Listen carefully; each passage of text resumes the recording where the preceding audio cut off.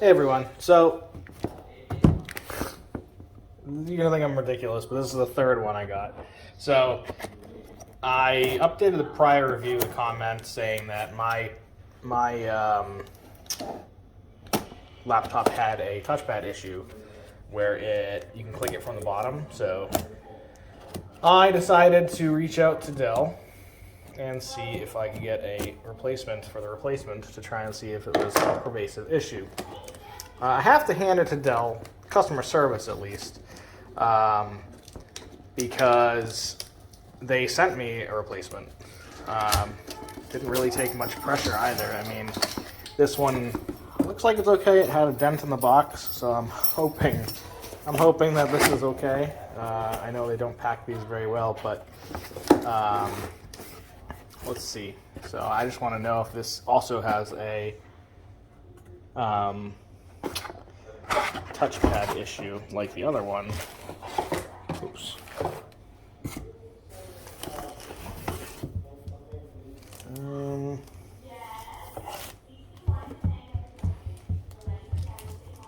I'm not gonna lie,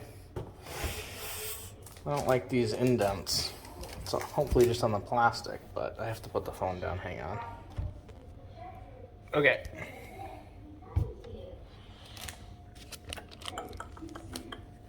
Well, it looks like everything's okay. Haven't turned on the screen, so no idea if there's going to be a splotch or something. Let's see if it still does do the clicking on the bottom. It does. Well, I don't know what to tell you guys. That is 100% a 100% a pervasive issue. I'm not going to send this back again, obviously. I mean, I'll deal with this one. Like I said, when it's on a, sorry, that's the office in the background. When it's on a tabletop or a desk, it doesn't really matter. There's no way to push it. But if you're on your lap, or the other thing you can do is, I can kind of push it if I pull up like that. At least I hear it clicking, I'm assuming it does, but it's just a design flaw, I guess. But again, like I said, I'm not getting rid of it this time. This will be for keeps. I mean, $510 for that power. This one's dead like the first one I got. The second one had like 80% battery, so I'm a little bit surprised as to why some of them are charged and some of them are not. But, okay. Got this turned on, plugged in, turned on. And I'll do some comparisons. I'm not going to compare them side by side because we already know what the other one's bench at, but I will do the same benches on this to see how the performance stacks up, and I will also see if this has what type of RAM it has, what type of SSD it has. It'd be funny if we got a third manufacturer. So far we've had Micron and Samsung RAM, and then we've had Western Digital and Samsung SSD. So Hi there, I'm Cortana, and I'm here to help. Yeah, so won't bother going through this. I don't think anything is wrong with the screen, which is good news. Well, like I said, so I'll be keeping this same issue, which is a bummer. It just must be the model design. Not really sure why they couldn't fix that, but I had a feeling when I asked them for the replacement, I had a feeling that it wouldn't be fixed. But anyways, again, I do have to give Dell support pretty high marks, though, at least as they were real quick about it. I think I requested this on Monday, actually, so it's Thursday right now, so they already approved it, sent it out, and I already received it by Thursday at midday. Not to send back the other one, but they'll send out a return label for that too. So I'm a little bit not expecting this to be very good, by the way.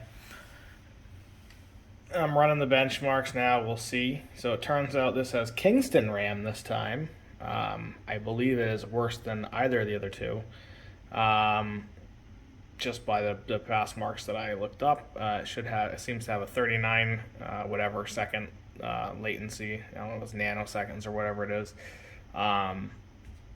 versus 35 in the other two. It has 14 something gigabytes read, right?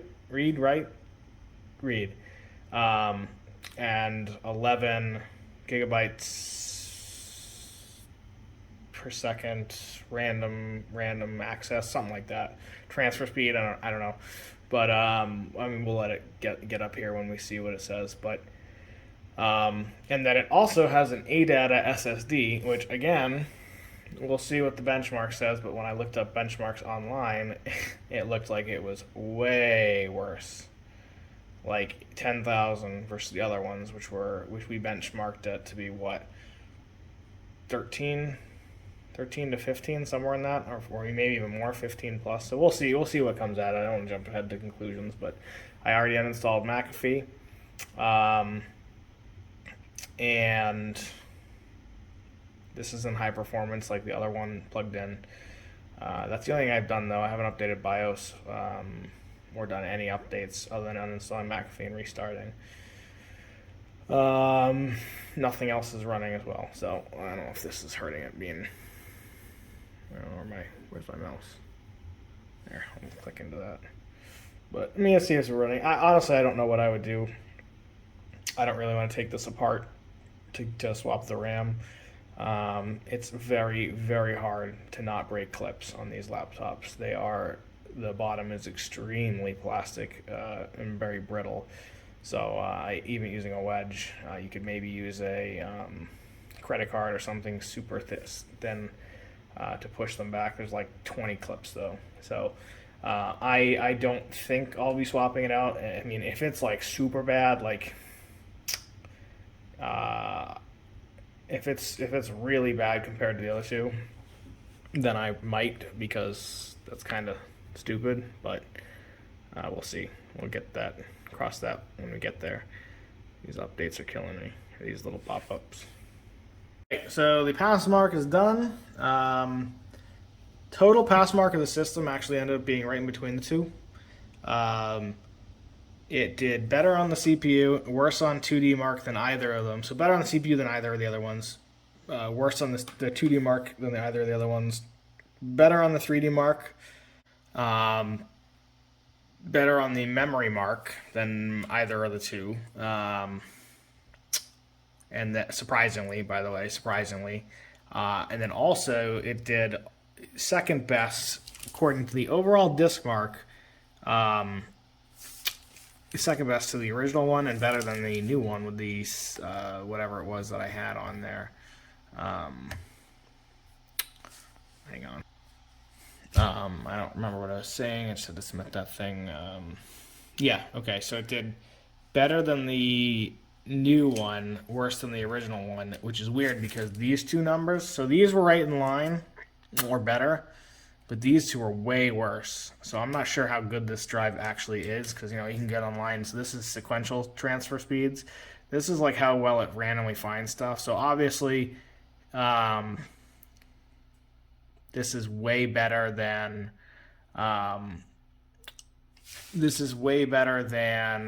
like a hard drive, but it's going to be worse than the other two. One of them was like a 900 something for here, like high 900s, and then the Samsung SSD on the second laptop that I got was 900 something on that, and it was like 50 or 60 down here. The other one was in the 40s for the bottom one and the 700s for the top. So, but again, like I said, the pass mark, the best one that we got was in the original, and it was 17,000 something. So this is right below that. And I do think these will change every time you run it, like the actual pass mark number, because it did before. So, but pretty much the only thing that's actually worse is this 2D mark, and then the actual overall system, which is weird. It's very close, and I'll pop these up on the screen. I'll just put them on right now, so you guys can look at them.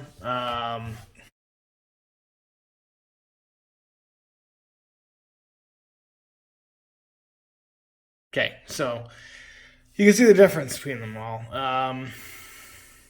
Yeah, I mean, it's okay. It's okay. I mean, I'm happy about the CPU mark again. We're just inching up, which is a little surprising to me. Like, look at the world average. So this is proof that this doesn't actually mean anything. It's 12,302 for this CPU. That's a big jump. I guess maybe they had worse RAM. I don't think the capacity of the RAM matters. Obviously, 84 is a an irrelevant number. My video card's doing better than the world average, probably because it's slightly better RAM. My memory is better than the world average. The disk is way better than the world average. I'm not sure what like possible reason that could be, but that's what I saw when I was saying how I was worried that it was going to be really crappy. Because when I googled it, I saw that 10,000. I was like, oh man, that's going to be terrible. I have a feeling there's not too many benchmarks in this, but let me download Geekbench as well. So I'm running Geekbench now. See about where how about halfway, a little bit less.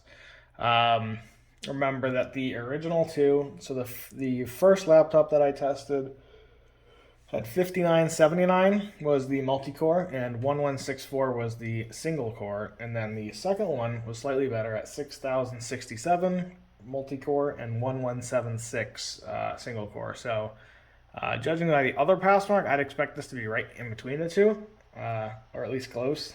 Both of those are pretty close regardless. 100 points, I mean, I guess whatever, that might be something. But I would imagine that this would be likely pass mark right in between the two, because that did translate for the other one.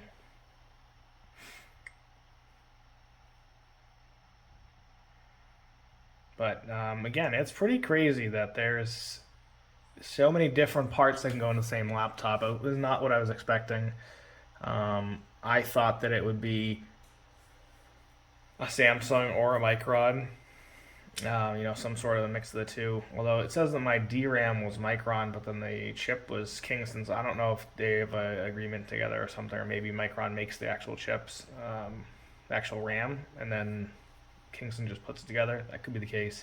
But either way, to have two new RAM manufacturers, a RAM manufacturer and an SSD manufacturer that weren't on the other two, like, I can't believe how many people they source this from. I don't know if that's related to the supposed chip shortage, or if that's just normal business. But I mean, I got these three laptops within 3 weeks, 2 weeks.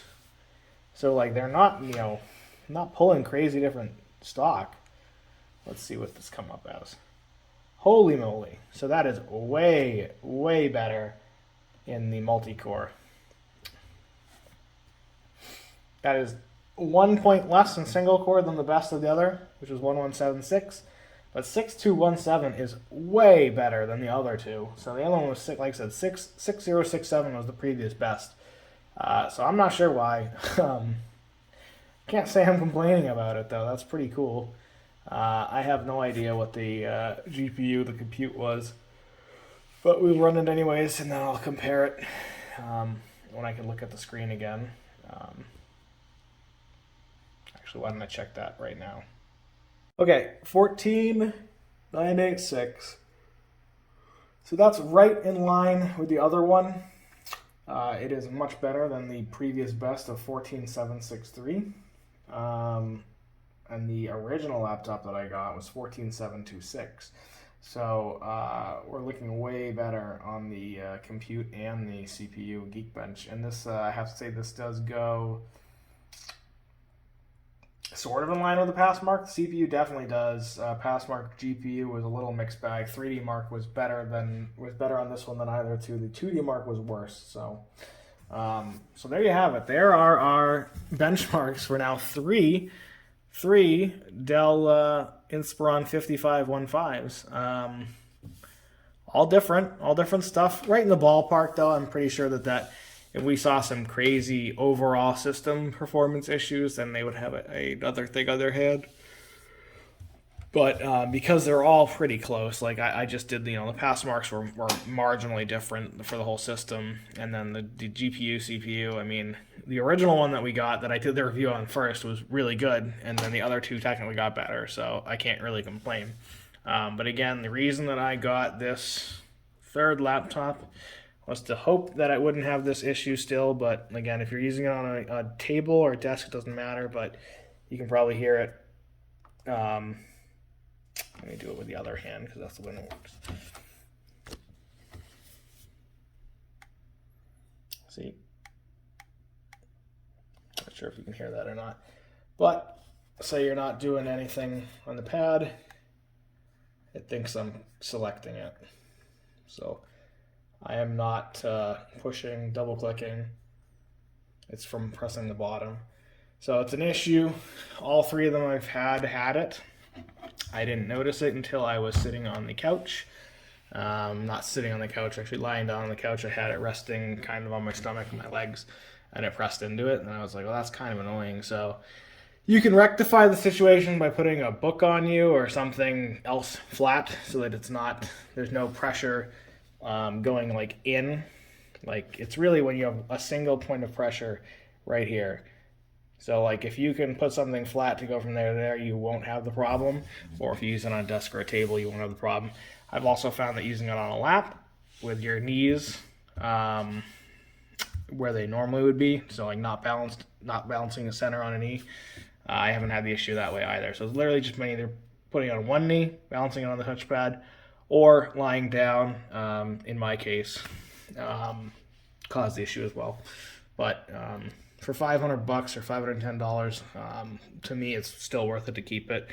I wasn't going to even request another one, but I figured I might as well try, just in case it wasn't a pervasive issue, because I haven't really seen anybody else talk about this, even on the reviews on the Dell website. So I'm surprised that people, I guess most people don't use it on the couch or lying down, or they just didn't think twice about it. But it was definitely not an issue I ever had with my Spectre.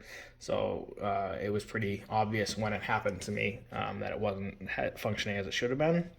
But again, if you're using that table, a desk, or another flat surface, you won't see this issue. So I think it's still a good laptop. And performance-wise, it's at this price, it's amazing. It really is. And you can do whatever, you know. Like I posted a video of playing Rocket League. It plays Rocket League well. I've played Call of Duty Warzone on it. It plays it okay. I haven't really tweaked the settings a lot, but I did increase the texture and it got better. And then also I've played Command & Conquer and it runs beautifully. So if you're looking to play a game like that, or even Counter-Strike, you'll be fine with this. Hardcore gaming, probably not as much, but yeah, I mean, the screen's fine. Again, it's literally just the only issue I've had is with the touchpad, sorry. That one random point of pressure, and I may or may not upload a video. I did take the other one apart,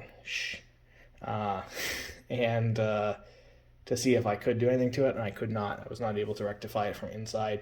It's just a cheap bottom plate, like we thought. It's plastic, and it just flexes too much. Like there's not a lot of space in between there. So yeah. But other than that one issue, and maybe the fact that nothing is the same in every laptop, you know, because every different manufacturer, so your performance results will be varied. But I've had three now, so you've seen the benchmarks for all three of them. I would be confident that if you do get one of these, it will be within that range, because it's only gotten better, every one I got. So I would imagine, you know, I can't imagine there's much more than three possible, you know, like setups like this. We've got so many different manufacturers, but like, I mean, at some point it must not make sense for Dell to keep outsourcing to different manufacturers, right? But anyways, so I hope you enjoyed this. There's the benchmarks. I'm still a little bummed out about that touchpad, but I still think it's worth it, especially if you're going to use it on a desk.